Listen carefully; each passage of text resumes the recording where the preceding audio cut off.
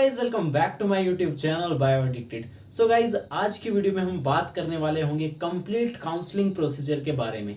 NEET 2022 का result जैसा कि आप सभी को पता है अनाउंस हो चुका है और अब जो आगे फर्दर काउंसलिंग प्रोसीजर होगा वो किस तरह से प्रोसीड करेगा उसके बारे में आज हम कंप्लीटली चर्चा करने वाले हैं। सेम काउंसलिंग प्रोसीजर रहता है ऑल इंडिया के लिए और स्टेट के लिए। कुछ एक रूल्स जो होते हैं वो वेरी करते हैं। स्टेट में कहीं पर काउंसलिंग 3 राउंड में होती है और कहीं ऑल इंडिया में जो काउंसलिंग होती है वो 4 राउंड में होती है। First round, second round, mop up round and stray vacancy round. हालांकि अब स्टेट्स में भी स्ट्रे वैकेंसी राउंड तक होने लगा है।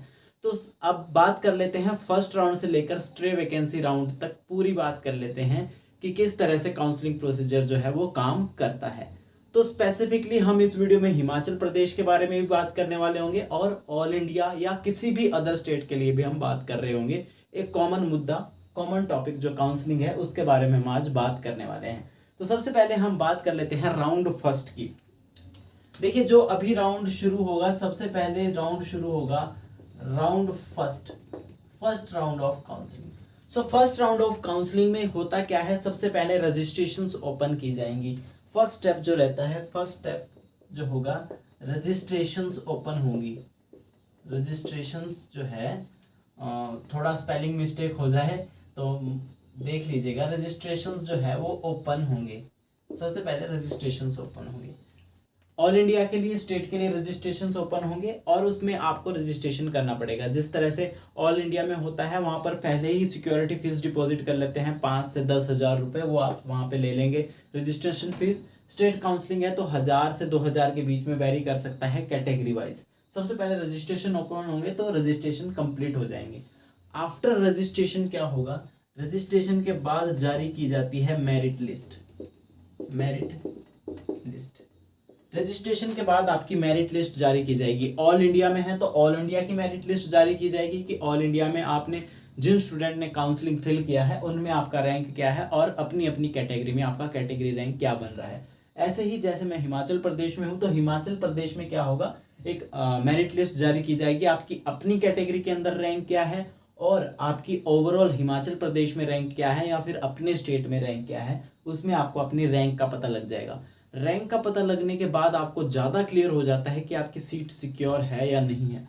अब जब मेरिट लिस्ट आ गई, मेरिट लिस्ट आने के बाद क्या थर्ड स्टेप जो होता है चॉइस फिलिंग का होता है। चॉइस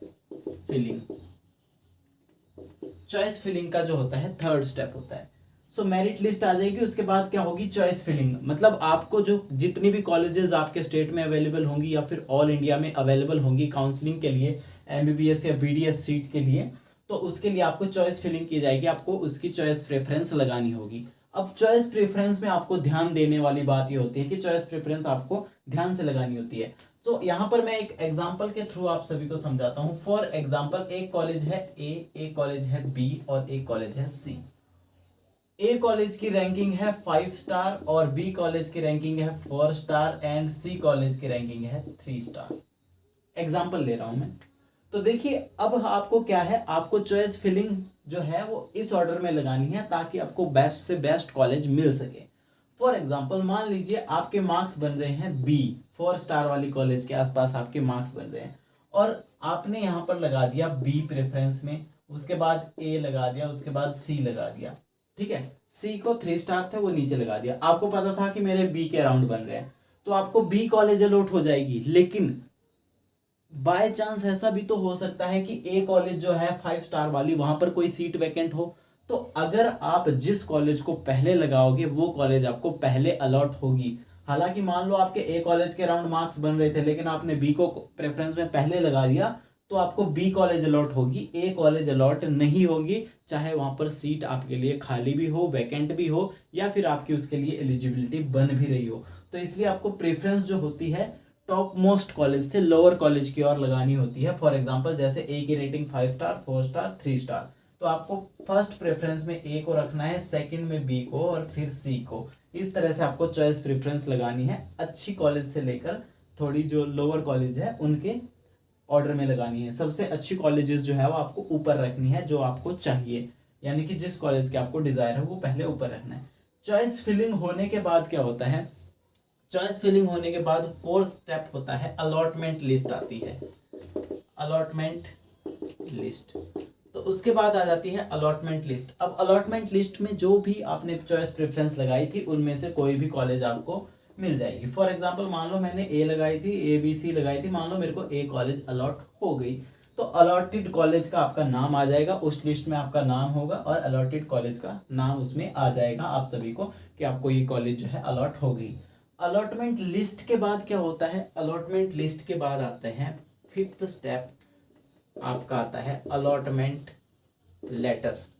उसके बाद आपका अलॉटमेंट लेटर जारी किया जाता है जिसमें आपको कंप्लीट कॉलेज का नाम दिया जाता है, रिपोर्टिंग टाइम दिया जाता है, रिपोर्टिंग डेट दी जाती है कि आपको इस डेट पे इस कॉलेज में जाके रिपोर्ट करनी है, एडमिशन लेनी है। तो देखिए डॉक्यूमेंट्स की रिक्वायरमेंट यहाँ पर आपको दो जगह पर होगी। सबसे पहली रजिस्ट्रेशन के लिए क्या क्या डॉक्यूमेंट्स चाहिए, मैं इसको रेड मार्कर से हाईलाइट कर रहा हूँ जहां जहां पे आपको डॉक्यूमेंट्स की जरूरत होगी। सबसे पहले रजिस्ट्रेशन के लिए आपको डॉक्यूमेंट्स की जरूरत होगी। तो रजिस्ट्रेशन के लिए किन किन डॉक्यूमेंट्स की आपको जरूरत होगी, इसके लिए हम क्या बनाएंगे, एक सेपरेट वीडियो बनाएंगे, इस पर सेपरेट वीडियो आप सभी के लिए बना देंगे। उसके बाद आपको जरूरत पड़ेगी, जो अलॉटमेंट लेटर आने के बाद आप क्या करोगे, एडमिशन लेने जाओगे। एडमिशन लेने जब आप जाओगे तो एडमिशन लेने जब आप जाओगे तब भी आपको क्या है, डॉक्यूमेंट्स की जरूरत पड़ेगी। तो यहाँ पर कुछ अलग डॉक्यूमेंट्स चाहिए होते हैं और यहाँ पर कुछ अलग डॉक्यूमेंट्स चाहिए होते हैं। एक दो डॉक्यूमेंट यहाँ पर वेरी करता है, for example anti ragging certificate वगैरह और भी जो कैरेक्टर सर्टिफिकेट वगैरह होते हैं वो यहाँ पर चाहिए होते हैं एडमिशन प्रोसीजर के लिए। तो इन दोनों के लिए सेपरेट डॉक्यूमेंट्स होंगे और इसके लिए भी मैं आप सभी के लिए एक सेपरेट वीडियो जो है वो बना दूंगा। अभी हमारा मुद्दा क्या है, इस काउंसलिंग प्रोसीजर को समझने का, ठीक है।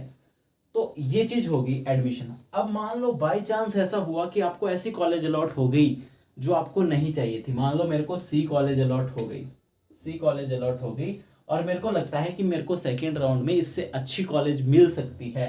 तो यहाँ पर दो प्रोसीजर होते हैं। ऑल इंडिया में तो दूसरी तरह से वेरी करता है, अलग अलग स्टेट में अलग तरह से वेरी करता है, रूल्स अलग अलग होते हैं।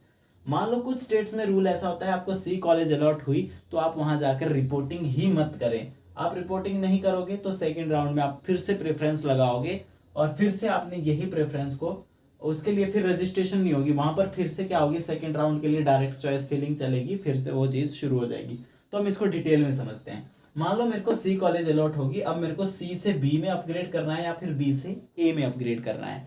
तो पहला प्रोसीजर तो ये होता है कि अगर आपको चाहिए कि मेरी कॉलेज सिक्योर रहे, मेरे पास मेरी कॉलेज सिक्योर रहे और मेरे पास अपग्रेड का भी ऑप्शन रहे, तो आपको क्या करना होता है, यहाँ पे एडमिशन ले लेनी होती है और वहां पर आपको एडमिशन लेते हुए पूछा जाता है क्या आप कॉलेज को अपग्रेड करना चाहते हैं। अगर आप वहां पर येस बोलते हैं तो आपको अपग्रेड करने का मौका किया जाता है, यानी कि आपकी यहाँ पे एडमिशन तो कंफर्म हो जाती है। मान लो सी कॉलेज में तो आपकी एडमिशन कंफर्म है, लेकिन सेकेंड राउंड में आप चॉइस फिलिंग कर सकते हो। उसके बाद बात करते हैं सेकेंड राउंड की। सेकेंड राउंड शुरू हो गया, मान लो आपको कॉलेज सी अलॉट होगी, आपने अपग्रेड करना है या फिर आपको कॉलेज नहीं चाहिए, नेक्स्ट राउंड डायरेक्ट भरना है। तो दो मेथड है, या तो कॉलेज मत ज्वाइन करो या तो कॉलेज ज्वाइन कर लो। कॉलेज ज्वाइन कर लोगे तो सी कॉलेज सिक्योर है, उससे हायर मिलती है तो वो अलग बात है। अगर कॉलेज नहीं ज्वाइन करोगे तो ये कॉलेज आपकी सिक्योर नहीं है, अब आपको सेकेंड राउंड में कॉलेज मिले या ना मिले वो गारंटी नहीं है। तो मान लो आपने इस कॉलेज में जाके एडमिशन ले ली, अब आप अपग्रेड करने के लिए वहां पर यस बोल दिया, अब आप अपग्रेड करने के लिए चले सेकंड राउंड में। और कुछ स्टूडेंट ऐसे होंगे जिनको कुछ मिला ही नहीं फर्स्ट राउंड में, वो डायरेक्ट क्या करेंगे, अब सेकंड राउंड में चॉइस फिलिंग होगी। तो सेकंड राउंड में क्या होगी, सबसे पहले चॉइस फिलिंग होगी। चॉइस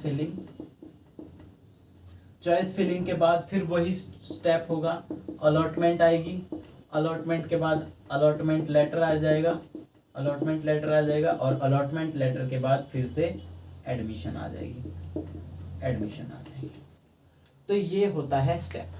अब आपने जिन्होंने तो अपग्रेड किया था, सेकंड राउंड के लिए अपग्रेड किया था, अब उनकी अगर कॉलेज अपग्रेड हो गई, मान लो मेरे को सेकंड राउंड में बी कॉलेज अलॉट हो गई, मेरे को सी मिली थी फर्स्ट राउंड में और सेकंड राउंड में बी अलॉट हो गई थी। तो अब क्या होता है, अपनी एक कॉलेजेस की और जो भी यूनिवर्सिटीज का होता है इंटरलिंक होता है कि मैंने जहाँ पे सी पे डॉक्यूमेंट्स जमा करवाए थे, मेरी वेरिफिकेशन मेडिकल चेकअप सब वहाँ पर हो चुका है, अब मेरे जो डॉक्यूमेंट्स और फीस है वो डायरेक्ट ट्रांसफर कर दी जाएगी बी कॉलेज में। मान लो मैं सी कॉलेज में था तो सी कॉलेज में मेरी रिपोर्टिंग हो गई थी, एडमिशन ले ली थी, अब मेरे डॉक्यूमेंट्स जो है बी कॉलेज में सेंड कर दिए जाएंगे और मेरा एडमिशन बी कॉलेज में हो जाएगा और मेरे को अपग्रेड हो जाएगी मेरी कॉलेज बी कॉलेज में।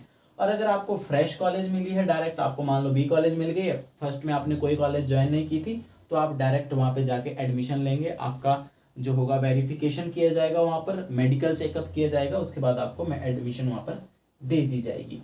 इसके बाद जो आता है थर्ड राउंड। अब थर्ड राउंड किन किन स्टूडेंट्स के लिए होता है वो बहुत इंपॉर्टेंट है थर्ड राउंड, और इसको सिंपल भाषा में बोले तो मॉप अप राउंड भी कहते हैं, मॉप अप राउंड भी कहते हैं, थर्ड राउंड या फिर mop up round. Third round में क्या होता है, ये राउंड उन स्टूडेंट्स के लिए होता है जिनको ना तो फर्स्ट में कॉलेज अलॉट हुई ना सेकेंड राउंड में अलॉट हुई।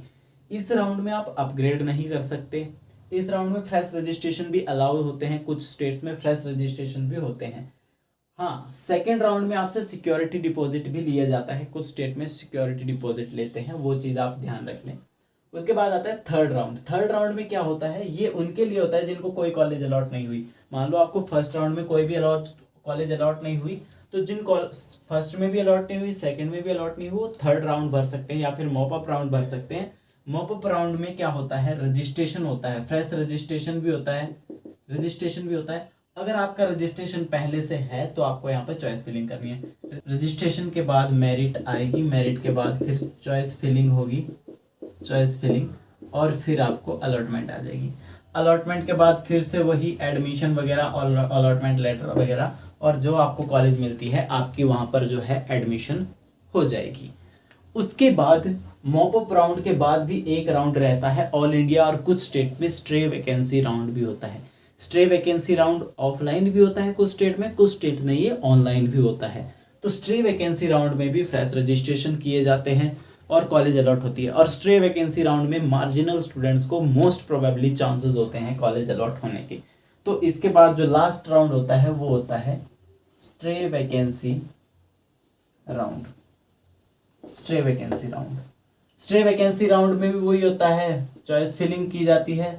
सबसे पहले चॉइस ली जाएगी, उसके बाद अलॉटमेंट आ जाएगी, अलॉटमेंट के बाद अलॉटमेंट लेटर आ जाएगा, अलॉटमेंट लेटर आ जाएगा, फिर आपकी जो है एडमिशन हो जाएगी अगर आपको कॉलेज अलॉट हो जाती है।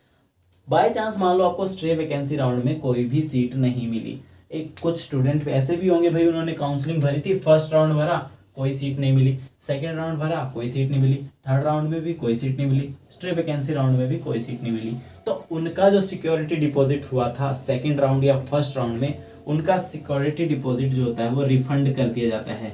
यानी कि आपके जो पैसे, सिक्योरिटी डिपॉजिट रिफंड होता है, रजिस्ट्रेशन फीस डिफरेंट नहीं होती। ये बहुत कंफ्यूजन रहता है, उसके लिए फर्दर फॉर्म खुलते हैं। तो सिक्योरिटी जितनी भी आपके से डिपॉजिट होगी वो वापस कर दी जाती है आपको जब कॉलेज नहीं मिलती है। मान लो अगर आपको कॉलेज मिली थी और आपने फिर ज्वाइन नहीं करी, वो आपको लगा कि कॉलेज मेरे लिए अप्रोप्रिएट नहीं है और आपने ज्वाइन नहीं करी, तो आपका सिक्योरिटी डिपॉजिट जो होता है वो रिफंड नहीं किया जाता है। तो चॉइसेस आपको सोच समझ के लगानी होती है। अगर आपको सिर्फ एमबीबीएस के कॉलेज चाहिए तो सिर्फ एमबीबीएस की चॉइस प्रेफरेंस लगाइए, ऐसा नहीं कि आप बीडीएस को भी चॉइस प्रेफरेंस में भर दें। तो इस बात का आपको ध्यान रखना होता है। तो ये मैंने बात करी एक काउंसलिंग प्रोसीजर के बारे में। इस तरह से जो है काउंसलिंग प्रोसीजर चलता है और हर स्टेट में, ऑल इंडिया में ये प्रोसीजर इसी तरह से रहता है। बहुत सारे नीट एस्पिरेंट का ये कन्फ्यूजन आ रहा था, तो आज हमने पूरी काउंसलिंग प्रोसीजर पर बात कर ली है। नेक्स्ट वीडियो में हम जो बात करने वाले होंगे, मैं अभी 2 वीडियो बना देता हूँ आप सभी के लिए। मैं कह देता हूँ separate video for the registration open. जब रजिस्ट्रेशन ओपन होते हैं तो वहाँ पर कौन कौन से डॉक्यूमेंट्स जो है वो चाहिए होते हैं उसके ऊपर, और जब एडमिशन लेने जाते हैं वहाँ पर कौन से डॉक्यूमेंट्स जो है वो चाहिए होते हैं उसके ऊपर। इन 2 मुद्दों पर एक सेपरेट वीडियो आएगा। इसके अलावा कोई भी डाउट, कन्फ्यूजन या क्वायरी काउंसलिंग से रिलेटेड रह जाती है तो इंस्टाग्राम का लिंक डिस्क्रिप्शन में दिया है, वहाँ पर जाकर आप मेरे को फॉलो कर सकते हो और अपना डाउट, कन्फ्यूजन या क्वायरी जो है दूर कर सकते हो। वीडियो पसंद आए तो वीडियो को लाइक, शेयर और चैनल को सब्सक्राइब जरूर से कर दीजिएगा। तब तक के लिए मैं आप सभी का दोस्त रवि आप सभी से लेता हूँ अलविदा। जय हिंद, जय भारत।